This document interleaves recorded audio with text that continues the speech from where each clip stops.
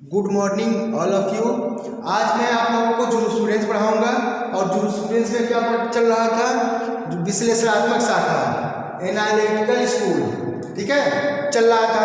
उसमें मैं बता दिया था कि कौन कौन इस शाखा के समर्थक है, कौन कौन शाखा के समर्थक है, ठीक। तो 7-8 नाम मैं बताया था, Jeremy Bentham, Austin Gray, Salmond Holland, H L Hart और हेंस केल्सन, ठीक है, इनको मैंने बताया था। अब हम पढ़ेंगे ऑस्टिन को।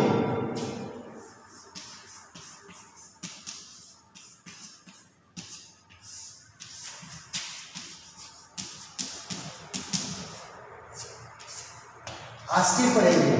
ऑस्टिन ने विश्लेषणात्मक विधि शास्त्र को कैसे कहा है, विश्लेषणात्मक विधि शाखा को क्या कहा है, उसको ऑस्टिन ने बताया। कुछ चीजें ऑस्टिन ने बताई है, ठीक है।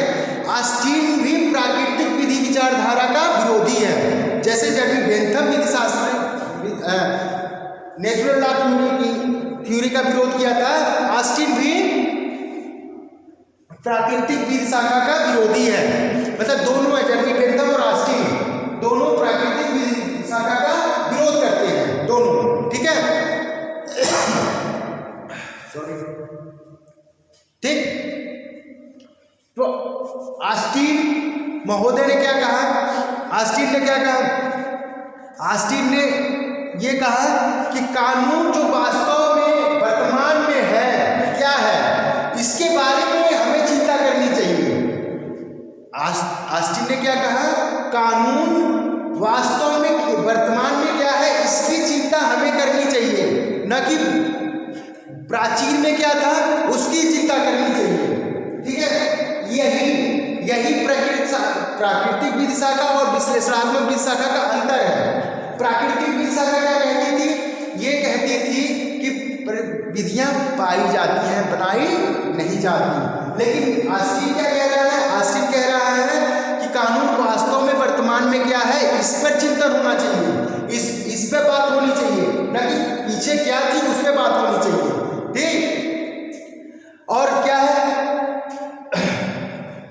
विधि शास्त्र को इसने क्या कहा है, विधि शास्त्र को कानून के बारे में ऑस्टिन ने क्या कहा है, कानून संप्रभु का आदेश है।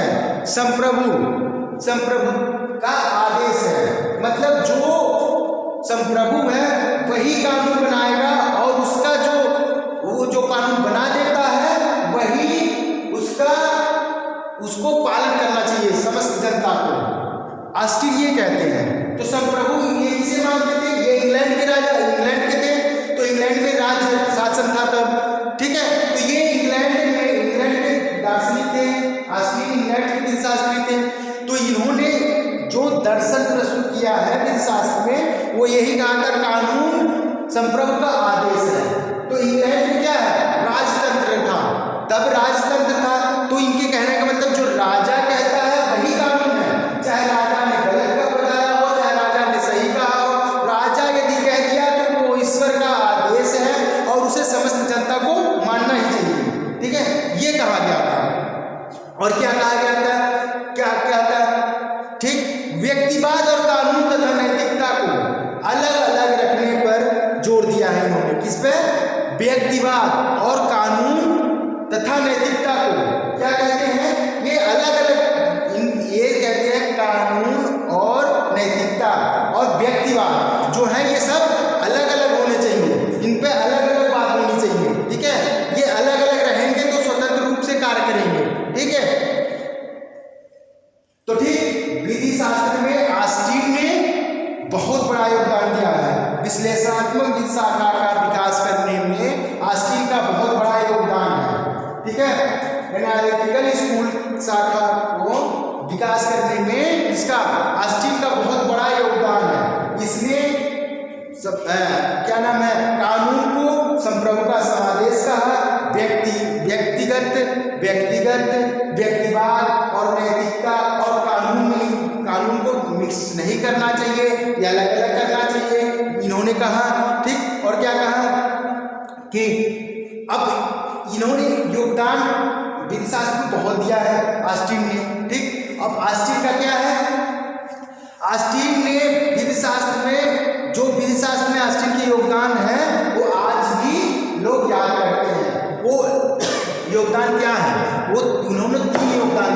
ऑस्टिन ने विधि शास्त्र में 3 बातें कही हैं। क्या कही है? विधि संप्रभु का समादेश है, पहला है विधि संप्रभु का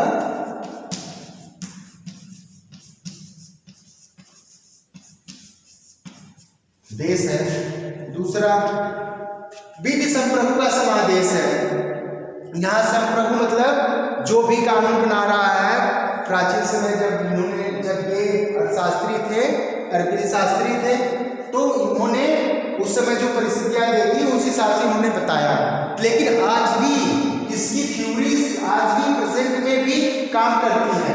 जो कानून बनाता है आज भी संप्रभु है। संसद क्या बनाती है? कानून बनाती है। संसद संप्रभु है, ठीक है। आज भी संसद संप्रभु है। पहले राजा हुआ करते थे, तो राजा जो कानून बनाते थे वो संप्रभु हुआ करते थे, मतलब उनके ऊपर कोई नहीं है। अब संसद के ऊपर कोई नहीं है, ठीक। संसद कानून बनाती है, वो अलग बात है, ठीक है, वो अलग बात है। जुडिशरी वो उस कानून का वो करती है, अवलोकन करती है, देखती है कि वो संविधान के हिसाब से कुछ इधर उधर तो नहीं है, ठीक है, संविधान के हिसाब से वैलिड है कि नहीं है, वो अलग चीज है। लेकिन आज भी कानून कौन बनाता है? संसद, और संसद ही संप्रभु है भारत में, ठीक है। और इंग्लैंड में भी संसद संप्रभु है। इंग्लैंड की संसद के बारे में कहा जाता है, इंग्लैंड की संसद यदि किसी महिला को पुरुष कहती है तो वो महिला पुरुष ही मानी जाएगी। इतनी शक्तिशाली संसद है इंग्लैंड की, ठीक है। तो अब क्या है? दूसरा क्या है उनका? विधि संप्रभु का समादेश है। दूसरा क्या है? समादेश संप्रभु द्वारा जारी किया जाना चाहिए। समादेश या आदेश,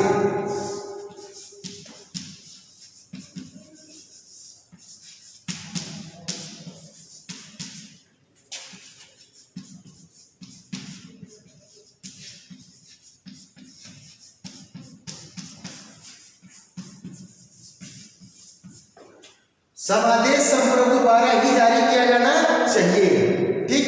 ये स्थिति है, मतलब ऐसा आदेश, ऐसा समादेश या आदेश किसके द्वारा जारी किया जाना चाहिए? संप्रभु द्वारा। जो ऐसी संस्था द्वारा जो संप्रभु है, जिसके ऊपर कोई नियम कानून लागू नहीं होता, ऐसी संस्था को ही कानून पास करना चाहिए, ठीक है। ऐसी संस्था को ही कानून पास करना चाहिए, ठीक। तीसरा क्या है? समादेश अनुशासनपूर्ण होना चाहिए।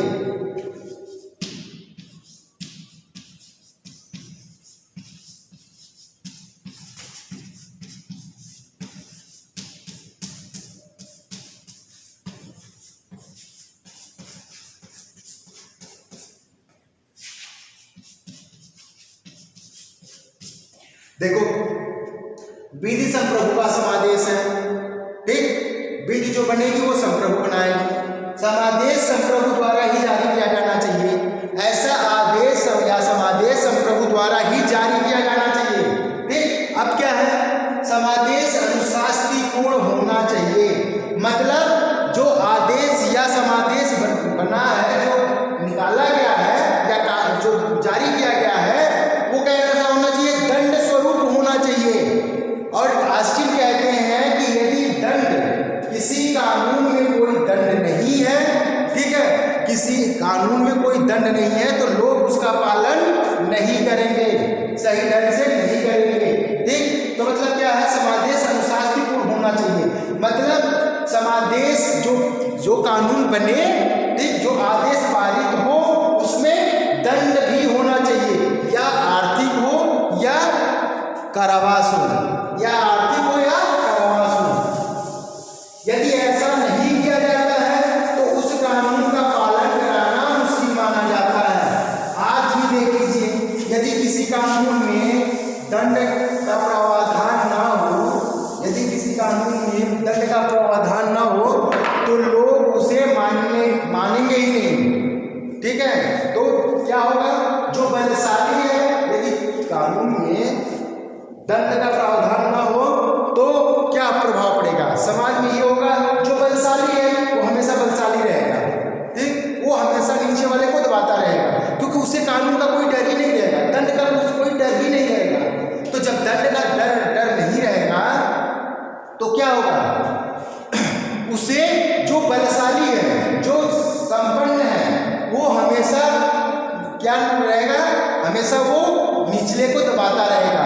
ये तो दंड का ही भय है, ये कानून में दंड का ही भय है कि ये जो व्यवस्था चल रही है, ठीक, ये जो व्यवस्था चल रही है वो जारी है, वो सुचारू रूप से चल रही है, नहीं तो कत्लेआम हो जाता, कोई किसी को कुछ नहीं समझता।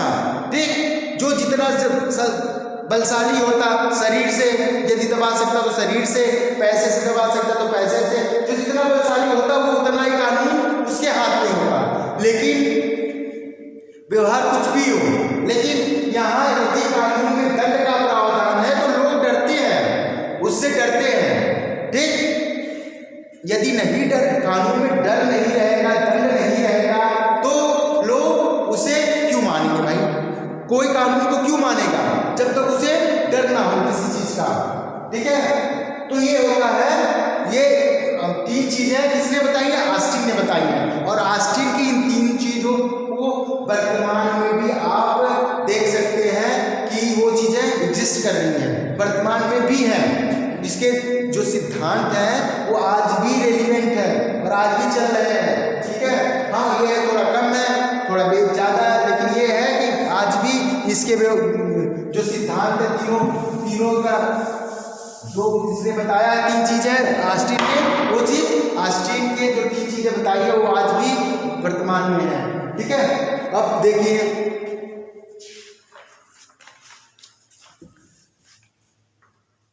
ऑस्टिन ने विधि शास्त्र का वर्गीकरण किया है। 2 वर्गीकरण ऑस्टिन ने किया है। ऑस्टिन ने क्या किया है? ऑस्टिन ने वर्गीकरण किया है किसका?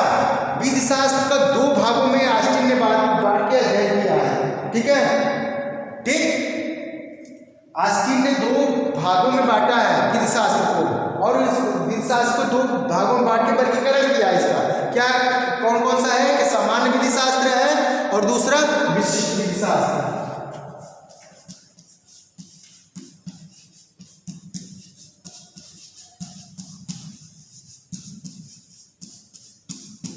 सामान्य विधि शास्त्र और दूसरा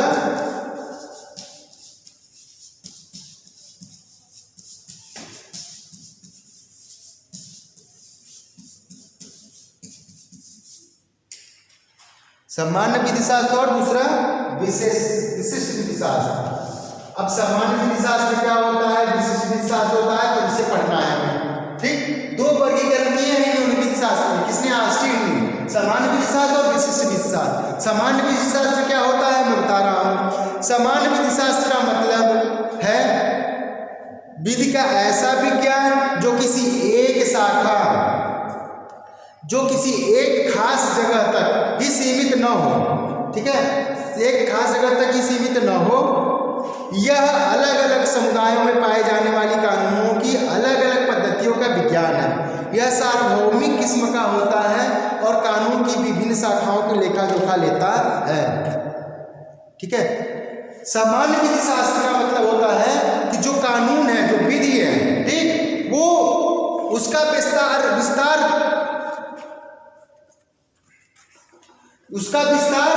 ज्यादा से ज्यादा हो, ये संकुचित नहीं है। ठीक है, इसका विकास ज्यादा से ज्यादा हो, ज्यादा क्षेत्रों पे जनरल सामान्य विधि शास्त्र है। ठीक है, उसके बाद क्या है, इसलिए ये ठीक है, अब सामान्य विधि शास्त्र का कोई क्षेत्र सीमित क्षेत्र नहीं है, ये ऑस्टिन बता रहे हैं। ठीक है, इसका क्षेत्र क्या है? असीमित है, ये खास जगह के लिए नहीं बनाई जाती है, ये जनरली पूरे क्षेत्र के लिए बनाई जाती है, इसका विस्तार अधिक होता है। ठीक, अब क्या है, ऑस्टिन के विभिन्न प्रकार के सिद्धांतों के निम्न उदाहरण प्रस्तुत हैं। मतलब सामान्य विधि शास्त्र में क्या क्या चीजें होती हैं वो देखिए। कर्तव्य, अधिकार, संप्रभुता, दंड, उपचार, ये सारी चीजें होती हैं सामान्य विधि शास्त्र में। ये सारी चीज प्रावधान किए जाते हैं। क्या क्या चीज किए जाते हैं? कर्तव्य, अधिकार, संप्रभुता, क्षति, दंड, उपचार। ठीक, तो आस्टीन ने बताया है कि मतलब ये सब में समान विधि शास्त्र होता है, ऐसे विस्तार करता है। ठीक, अब विशिष्ट विधि शास्त्र क्या है? विशिष्ट विधि शास्त्र है, विशिष्ट विधि शास्त्र वह विज्ञान है जो एक विधान विशेष का अध्ययन करता है। ठीक है, किसी पर्टिकुलर चीज का अध्ययन करता है विधि शास्त्र, ये दूसरा बता रहा है। ठीक, चाहे वह वर्तमान काल का हो, चाहे वह भूतकाल का हो, चाहे वो प्रेजेंट टाइम का हो या पास्ट का हो। ठीक है, उसका विशिष्ट विधि शास्त्र में अध्ययन होता है। ठीक, इसका क्षेत्र केवल एक राष्ट्र विशेष तक ही सीमित है, इसलिए इसको राष्ट्रीय विधि शास्त्र भी कहते हैं। मतलब विशिष्ट विधि शास्त्र, देखिए आईपीसी जो बनी है वो कहाँ लागू होती है? आईपीसी जो भारत की इंडियन पेनल कोड जो बनी है वो कहाँ लागू है? वो सिर्फ भारत में लागू होती है। ठीक, इसलिए उसे विशिष्ट विधि कहेंगे। ठीक है, विशिष्ट विधि शास्त्र के अंतर्गत आएगा, विशिष्ट विधि कहेंगे। ठीक, क्योंकि वो एक खास एरिया के लिए लगती है। लेकिन इंटरनेशनल लॉ क्या है? वो क्या है? वो पूरे वर्ल्ड में लागू है। इंटरनेशनल लॉ कुछ उसके सिद्धांत इंटरनेशनल लॉ के, ठीक है, पूरे वर्ल्ड में लागू है। ठीक, तो वो क्या है? सामान्य विधि शास्त्र के अंतर्गत आएगा। मतलब जो विधि शास्त्र है, सामान्य विधि शास्त्र है, पूरे इसका क्षेत्र विस्तार ज्यादा होता है, और जो विशिष्ट विधि शास्त्र होता है उसका क्षेत्र नैरो होता है। मतलब कम जगहों पे, मतलब क्या एक खास क्षेत्र में ही लागू होगा। अब आईपीसी है वो कहाँ लागू होती है? भारत में। हिंदू लॉ कहाँ लागू होता है? ठीक, हिंदू लॉ कहाँ लागू होता है? सिर्फ हिंदुओं पे। मुस्लिम लॉ सिर्फ मुस्लिमों पे। लेकिन हिंदू मैरिज एक्ट जो है 1954 है, स्पेशल एक्ट है जो, वो सब पे लागू होता है। हिंदू मुस्लिम सिख ईसाई सब पे लागू होता है। तो ये सामान्य विधि शास्त्र हो जाएगी। ठीक है, और क्या है? तो और ऐसी ही चीजें हैं। ठीक है, जो विधि विशिष्ट है वो कुछ खास क्षेत्रों के लिए बनाई जाती है विधियां। ठीक है, अब यूपी लैंड लॉ है तो यूपी में ही लागू होगा, अब बिहार में नहीं लागू हो सकता। ऐसे ही बहुत से लॉ हैं जो सिर्फ स्टेट में लागू होंगे, सेंट्रल में नहीं लागू होंगे। और कुछ ऐसे लॉ हैं सिर्फ भारत के लिए बने हैं, विदेशों के लिए नहीं है। अब देखो आईटी एक्ट है, आईटी इंफॉर्मेशन टेक्नोलॉजी एक्ट है, तो वो पूरे जो बनेगा वो मानक है, जो बनेगा वो इंटरनेशनल लेवल पे है, क्योंकि आईटी पूरे वर्ल्ड में है। ठीक है, टेक्नोलॉजी पूरे वर्ल्ड में, कहीं से भी कोई अपराध कर रहा है तो उसका क्षेत्र विस्तार वहां तक हो जाएगा। तो ठीक है, ये सब सामान्य विधि में आएंगे। विशिष्ट में जो खास जगह पे लागू, जो खास एरिया में लागू। ठीक है, तो ये था आस्टीन। आस्टीन के बारे में बताया गया। मैं सामान्य विधि शास्त्र और विशिष्ट विधि शास्त्र बताया हूँ। अब इसके बाद मैं कुछ और लोगों की बता दूँ, एक दो लोगों की, तो उसके बाद विश्लेषणात्मक विधि शास्त्र का जो हम अध्ययन कर रहे हैं उसमें आस्टीन ने विधि शास्त्र को क्या कहा है। ठीक है, विश्लेषणात्मक विधि का अध्ययन किया है, वो हम पढ़ाए आपको। ठीक, अब अगले टर्न पे नेक्स्ट चीजें पढ़ेंगे। ठीक है, आज के लिए बस इतना ही। धन्यवाद।